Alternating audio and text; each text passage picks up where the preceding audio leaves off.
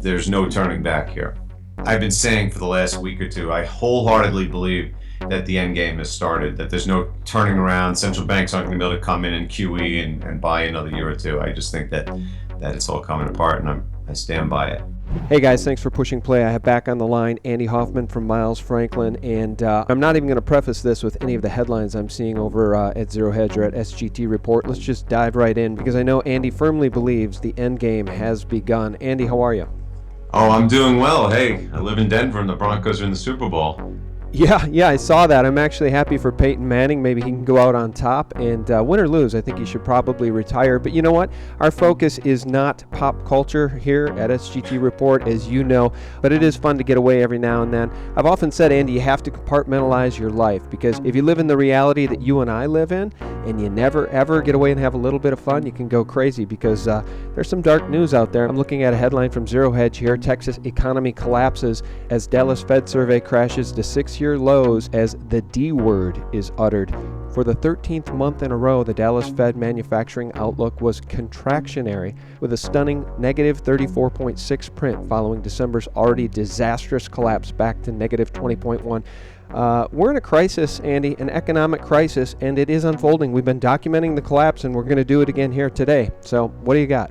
Yeah, and again, I was an oil analyst for 10 years on Wall Street, so I'm well aware of everything that's gone on in the oil patch. And, I was just reading this weekend also about how, as bad as things are, the Fed has been able to maintain, let's say, property values in the Houston and Dallas area and all kinds of other things, which in the past in the past recessions for the oil patch, like in the 1980s, went far lower. And, of course, this time around, they have far more debt than they've ever had. In fact, I read that the public U.S. and Canadian companies have added $180 billion of debt in the last 5 years alone, most of it during good times. So as bad as things are in Texas, as you said, Dallas Fed manufacturing survey today was minus 34. I've never even seen a number like that. It's going to get far worse. And, it's like you see today's news. Look, oil's going down, commodities are going down no matter what people say and do.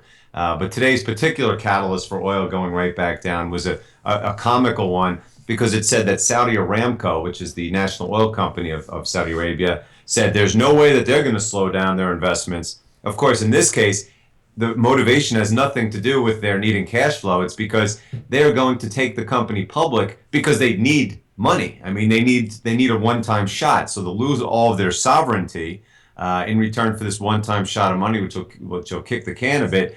But in turn for that, they're going to be subject to Wall Street. And what does Wall Street want? If you're going to make a company public, they have to grow. So now Saudi Aramco not only needs money to save Saudi Arabia's exploding budget deficits and prevent all the social unrest, now they're going to have Wall Street up their back telling them they got to spend even more. So you talk about, the biggest oil producer in the world is going to flood the market like nothing ever seen before, at a time when you have probably falling demand for the first time in a century and a half of actual oil usage.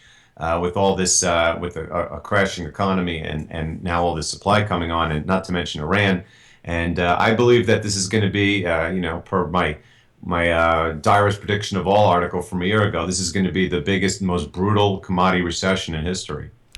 Okay, well, let's stay on the topic of oil for a second, because I really appreciate your perspective on this. I think I read an article just the other day saying that Schlumberger is laying off 10,000 people.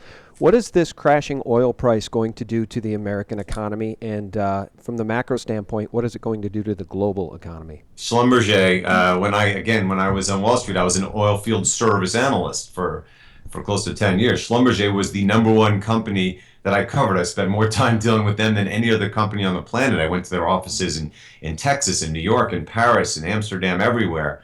So I'm well aware of what they're doing. So I think it's pretty apropos that this financialized company, at the same time they announced 10,000 job losses, announced a $10 billion stock buyback. So rather than keep employees on and keep goodwill in the community, they're going to fire them all, probably borrow money and buy back stock, which, as IBM and hundreds of other companies are showing, it destroys the company from the inside out. But what's it going to do? It's just getting started. Again, the layoffs are just getting started.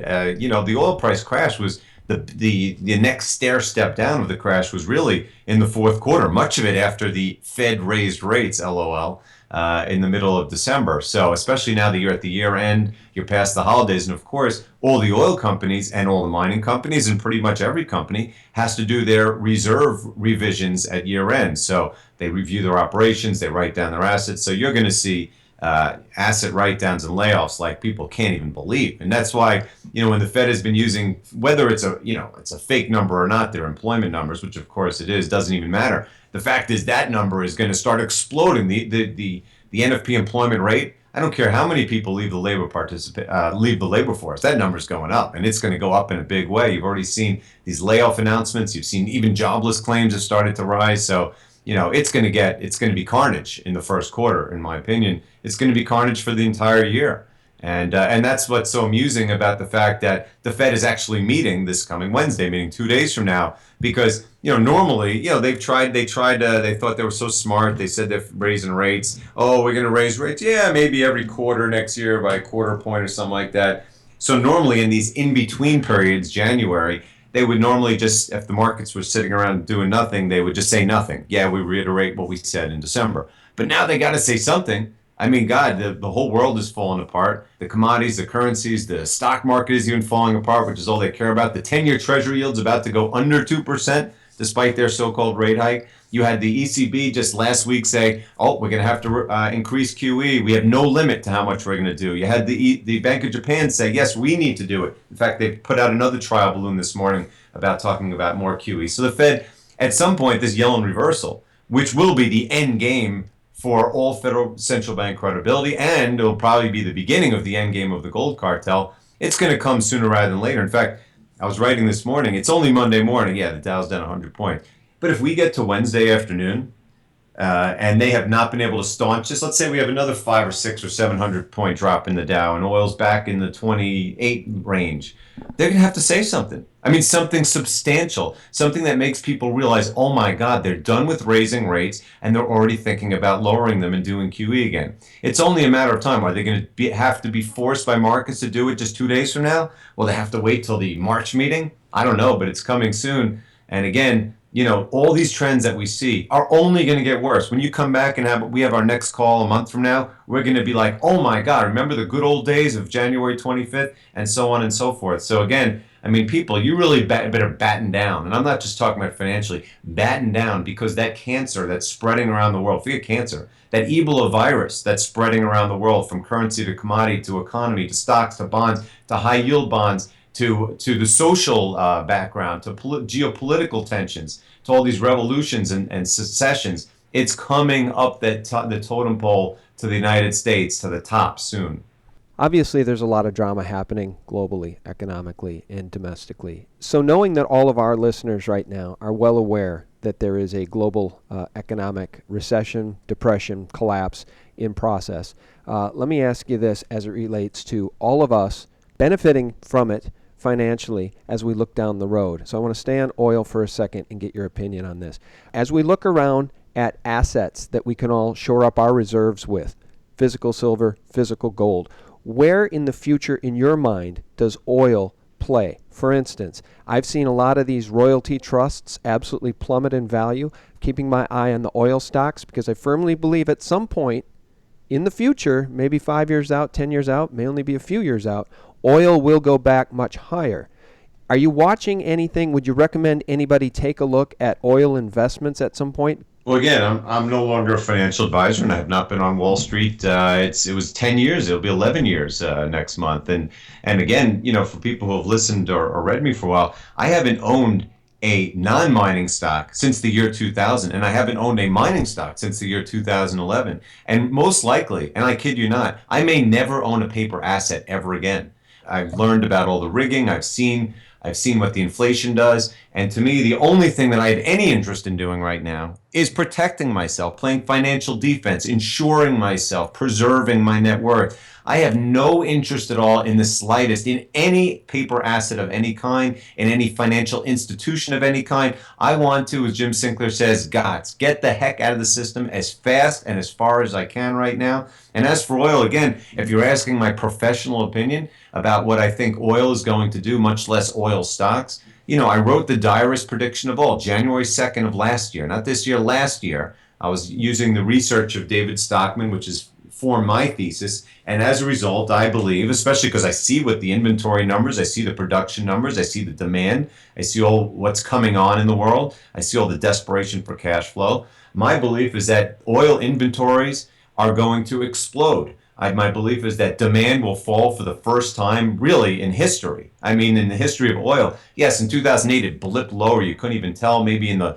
70s energy crisis, maybe it blipped lower. You could barely see it on the chart. No, I believe that we are going to see an actual global fall in demand at a time where supply is at an all-time high, and everyone is clamoring to add supply, especially with these new technologies like shale, to get cash, so they can survive. So my opinion is, again, people ask me, someone asked me the other day, could oil go to $10 a barrel? I go, well, look, I worked as an oil analyst, not just Wall Street. I worked as an oil analyst at Solomon Smith Barney, South Coast Capital. I was there from 1996 to 2005. The entire time I was there, oil was between $10 a barrel and $25 a barrel. Yeah, I remember And it. so I asked, well, people say, could it go down there again? And I go, well, why wouldn't? First of all, it's almost there now. And second of all, the difference now is we have shale. So there's all these technologies that are coming on, not just here, there's technologies overseas. And then you have like Iran coming back online, you have falling demand, all these kind of things.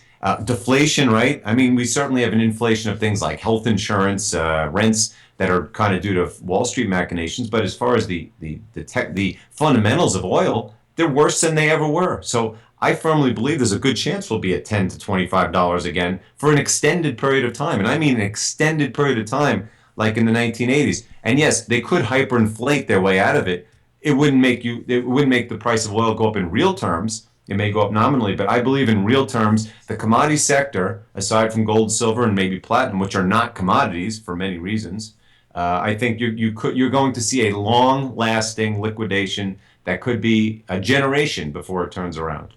Yeah, I remember $10 to $20 barrel of oil very clearly back in the 90s, the late 90s specifically, and I think we may be headed back there as well. But I just wanted to get your opinion on that, so thanks. I wanted to ask you this, too. I was reading your article the other day. How close are we to America's inevitable precious metal demand explosion?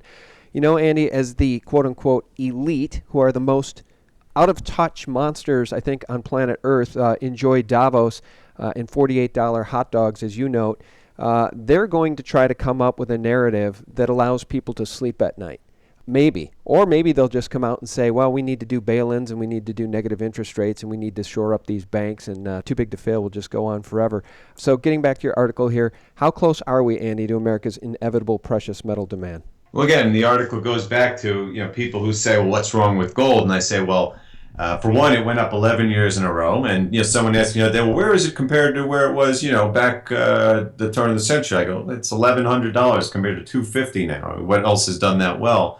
And that's with the manipulation. But the fact is, people in America, less so in Canada, obviously, particularly because the Canadian currency is falling so fast that if you could believe this, the Canadian gold in Canadian dollar terms is only about 13% from its all-time high. But here in America, people are as clueless as they can be. It doesn't, and the fact that that the U.S. Mint not only had record silver eagle demand in 2014 and 15, but has started this year at a pace to break last year's record for both gold and silver. But I'm telling you, it's not Americans that are buying that. The Americans have never been more complacent. They may have come out of hibernation slightly last summer when we had a silver shortage, but that was only because they smelled blood as an investment. And then as soon as the premiums went back down, they forgot all about it. But Americans just don't care. They don't realize what's going on because the dollar has been quote strong against other currencies because the liquidity, everyone is fleeing to the liquidity of the dollar. The U.S. dollar price has been lower, so people just don't get it. But all around them, everything is falling apart, as I said. They have to see what's going on around the world. And heck, if you live in places like Dallas or Detroit or all kinds of other places in America, you're already seeing it.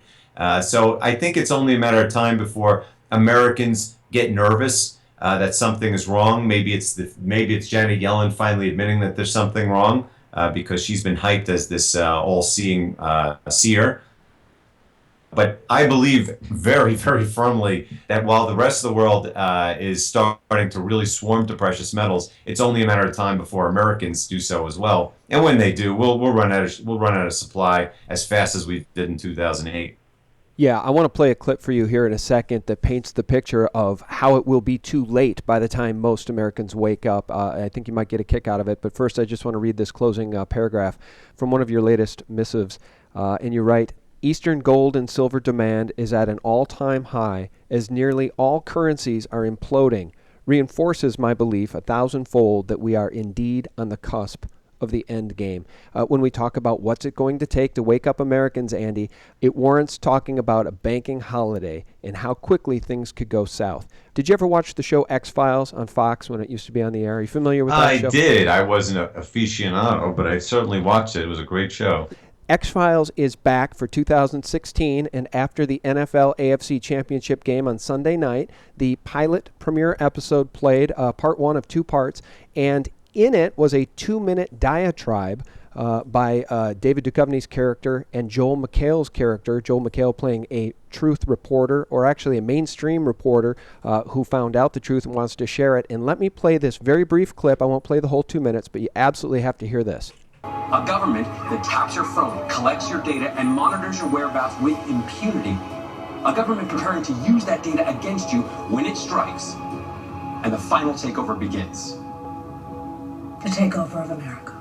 By a well-oiled and well-armed multinational group of elites that will cull, kill, and subjugate. Happening as we sit here. It's happening all around us. The other shoe waiting to drop. It'll probably start on a Friday. The banks will announce a security action necessitating their computers to go offline all weekend. Digital money will disappear. They can just steal your money? So, Andy, I just want to play that for you because it's evident to me that now truth has gone mainstream and they're putting it out there for the American people to see and understand. I just don't think most people are going to understand that as reality. Most people are going to process that as fiction. But they're talking about banking holidays and false flag terror right there in the new X-Files premiere episode. Yes, and Joel McHale from The Soup to boot. Very good. Yeah, that's right. Well, yeah, a lot of people out there in a lot of different medium that are starting to catch on. It's not just people in our alternative media. There's people in other fields that are getting it soon. Look, we're having this meeting. We're going to talk about Andy Schectman and I in Denver on Thursday night. I think we have like 100 people coming already, and the numbers keep rising. And they're coming, I'm sure, from all different walks of life that just want to learn about these things because they sense something is wrong and they want to educate themselves as best they can because they know that things are going in the wrong direction. Yeah, you hit on that Q&A session with you and Andy Schectman. Is that Thursday the 28th here of January? It is. Again, Andy, he started the firm with his dad back 27 years ago. He knows as much about the bullion industry as I do about the financial markets. And we're going to go around the country doing a series of Q&A sessions. This first one is here in the Denver Boulder area. This coming Thursday, January 28th, 6:30 p.m. It's totally free. It'll be free dinner. You just come, ask all the questions you want. We'll be there all night. No strings attached. If you want to come, email me, ahoffman@milesfranklin.com. Well, that's pretty cool, and I think we should just leave people with this, Andy. We talk about it a lot. I just bought 10 more silver maples, and I love buying physical precious metals, Andy, because it's a way to actually spend my fiat and get some joy out of actually spending the hard-earned money that I make. And at the same time, it is a form of savings. But what do you make of $14 silver in the global economic environment you've just described in this interview? Well, I would say, first of all, it's extremely liberating to actually own it, to hold it, to touch it, to realize how heavy it is, how shiny it is, how beautiful it is, how hard it is to mine, and how scarce it is. And if you simply hold a single ounce of silver, let alone if you hold an ounce of silver and hold a quarter in the other hand, the quarter feels like a feather compared to the heavy silver. You'll realize just how important this is, why it's been around for thousands of years, why wars have been fought over it, why it's the money of kings. Why it's the only substance that has survived the test of time. And what I'd say about it is, if you want to sleep well at night, you have to make sure that your savings are preserved. And if you're going to hold paper money in insolvent banks, you're going to lose a lot of sleep. I mean, 2008 was just the beginning.